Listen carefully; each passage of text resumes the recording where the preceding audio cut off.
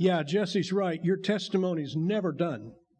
I don't care if you've given it 5 times up here. Get up here again and share your life with people. That's so important, and it's one of the differences in a church like Crossroads. You can go to some churches for a year and a half and never be noticed or never hear a personal word of how God's affected a life. Not here. And so I really want to encourage you guys to get over your qualms and come up and share testimony. This morning I want to share in 3 areas of my life. First, many of you have asked about my health situation, and if you're not aware, a few months ago I had what they call a TIA, and that's not a girl's name. That is a term for a mini stroke, and it did a job on me for a while, but the medical staff at the Salina Regional ER did a great job. My family doctor prescribed some extra medication that's supposed to help alleviate some of that, and I might even have to change my lifestyle a little bit, which, as most of you know, is difficult. In the process of doing an MRI, during that visit at the ER, they discovered I have a large nodule on my thyroid. And, of course, the first thing you think of is, well, that's got to be cancer. Well, they took a test. They stuck a needle in my throat. That was an experience. But it's benign. But it is fairly, yeah, thank you. Thank you, Lord. However, it's large enough that it interferes with my vocal cords. I can't sing anymore. My voice has been really gravelly, and so eventually I may have to have some surgery on it. And that's just part of life. So that's where we are with that. We owe desperados, we ain't getting no younger. But I do not want to spend my whole time like the last bunch of older people I was around talking about what's wrong with me. You know, it's a main topic of conversation. It's almost worse than cell phones. You can't talk about anything when you're on a cell phone. You can't talk about anything around old people except what's wrong with me this week? Which doctor's appointment do I have? Come on, guys, we got better things to discuss, okay? And I'm going to do my best to serve the Lord for as long as God gives me breath, and I'm still vertical. So, and God chooses to use me. Second, I want to just share with you where I think we are, since I'm a bishop now of a regional conference. The Brethren in Christ Church is bigger than just Crossroads. It's 4 or 5 states wide. And as a bishop, I have at least 2 jobs. There's a lot more other stuff, but these, I call these my main jobs. 1, minister to the pastors of the Midwest whenever and however possible. So they have to have a pastor too, so I'm their pastor. And 2, to do my best to contribute to the growth of the Church of Jesus Christ. Because these are the last days. The time is getting shorter and shorter. And if we don't talk about sin and salvation, who's going to do it? And so we talk about it. Things must grow or they die, right? Yeah. So right now, across the Midwest, the majority of our pastors are really enduring a lot of difficult situations.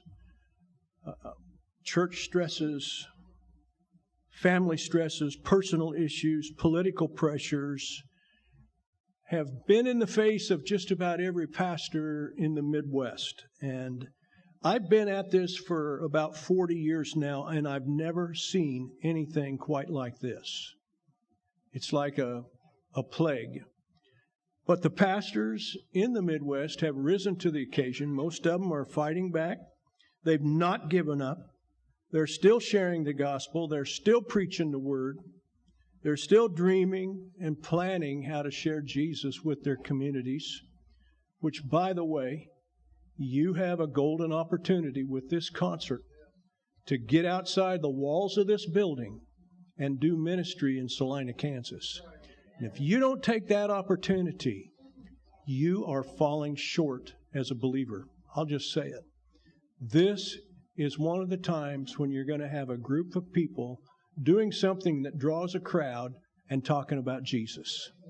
And there are people that will not come into this building unless they find Jesus first. And so I'm hoping that you'll participate, sign up for some of those jobs that they need done, because there is work to do, and back this thing full force. I haven't seen anything like this in Salina for quite a while. I reported at the last Leadership Council meeting, and again I'll be going back there in September, that since the year 2000, the Midwest Conference has doubled in the number of churches, and we have tripled in attendance. Not bad. And this is in face of all the stuff that's going on. And it's not bad for a nation that says, where everyone says religious belief and church attendance are on a steady decline. Not in the Brethren in Christ. Not in the Midwest. Things are tough, but we ain't going to give up. And that's because, like the Blues Brothers, we're on a mission from God. Only ours is for real. Yours is for real. Souls depend on you to share your faith. So pray for your pastor daily. And if you remember, pray for all the pastors of the Midwest Conference, because they're the tip of a spear in a battle for the souls of lost people all across the Midwest Conference. And if you are a daily prayer warrior, if you are an intercessor, there's a daily prayer calendar at the table in the corner that lists all the pastors in our Midwest Conference, and you can pray for one each day of a month. I'd encourage you to take that. Now, third, I want to tell you a little bit about a class that we're going to be starting here on Monday nights, starting September 16th. It's going to last for 24 weeks, so it's not a light commitment. One of the observations I've made over the years is that the church in America is about 3,000 miles wide and about a half-inch thick. We're wide in attendance, but really thin in true theological knowledge. We love Jesus and the salvation that comes with His death on the cross, but as a whole, we do not really know God very well.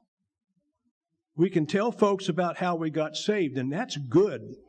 That's good witness, but we can't always really tell them about the God who created the universe because we've never studied Him. His attributes are many. A guy named A.W. Tozer saw this was a problem way back in the 1960s, and he wrote this little book called Knowledge of the Holy. It's a little book with a huge amount of deep content. I cut my spiritual teeth on this book. The pastor who mentored me said if I could get through this book, along with The Cost of Discipleship by Dietrich Bonhoeffer and Mere Christianity by C.S. Lewis, that I might have what it takes to be a pastor. I did all three in 1 year. The rest is history. Now, don't let the size of the book fool you. It's not for spiritual sissies. It's deep water. But together, we can do it, and we can learn from this. And in my job as a teacher facilitator in a class like this is to help you understand and absorb the content. It's a book about the attributes of God, and they're infinite, but we'll do it in 26 weeks. The chapters are short, but you may have to read them 3 times through to grasp the truth that's in it. And then come to class and we'll discuss what you read so as to understand it better. And in the process, if you complete this book and you complete the class, I can guarantee that you will be spiritually deeper. You will be more than 1/2 inch thick. At the back of the church, there's a table with the books and a list of those who've already signed up. Only those who have already signed up can get a book today. We'll also be collecting a $5 cost there. Now look, these books are new. They haven't been marked in. They're completely yours to do. They actually cost $8. But I wanted as many as possible to be able to attend the class and afford the book. So if you're willing to invest $5 in learning more about God, I'm willing to invest $3 in your life. That fair enough? You can't complain about that cost. Now, the books are only available today for those who signed up early. There's a place for you to sign up today if you haven't already done so. I may have to order some more books. I only have enough right now for those who declared their intention to attend. I thought maybe 8 or 10 people would be interested, and we'd meet in our living room. The last I counted, there were 27 names on the sign-up sheet. I thought we might meet in my living room, but now, and then later I thought, well, we'll have to go up to the CR room, or the room 2. And then later I said, well, we got to meet in the CR room. What I thought would be a small group has now become a class setting. But we're going to make it work, and you will grow deeper. Consider working through this book with me. 26 weeks. It's not a light commitment. But if you do, you'll grow. And you'll be able to share things about God with people you've never known before. I'll almost guarantee that. Let's get deeper as a church. God bless you all. Thank you.